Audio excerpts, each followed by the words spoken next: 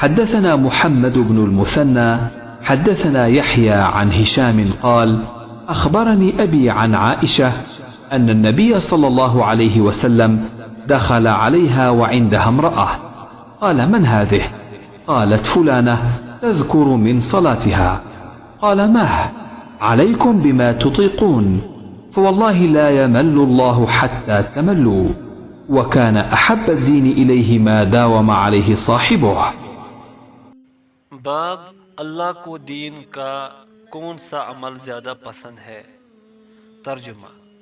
हमसे मोहम्मद बिन अल-मुसन्नी ने बयान किया, उनसे यहया ने हिशाम के वास्ते से नकल किया, वो कहते हैं मुझे मेरे बाप उर्वा ने हज़रत आयशा रज़ियल्लाहु अन्हा से रिवायत नकल की कि रसूलुल्लाह सल्लल्लाहु अलैहि वसल्लम एक दिन इनके पास आए।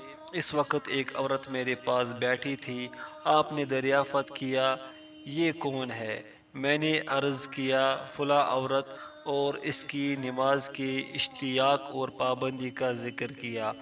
आप सल्लल्लाहु अलैहि वसल्लम ने फरमाया, ठहर जाओ, सुन लो कि तुम पर इतना ही अमल वाजिब है जितने अमल की तुम्हारे अंदर ताकत है।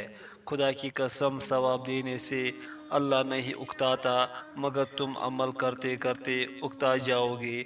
और अल्लाह को दीन का वही अमल ज़्यादा पसंद है जिसकी हमेशा पाबंदी की जा सके और इंसान बगैर उकताए उसे अंजाम दे।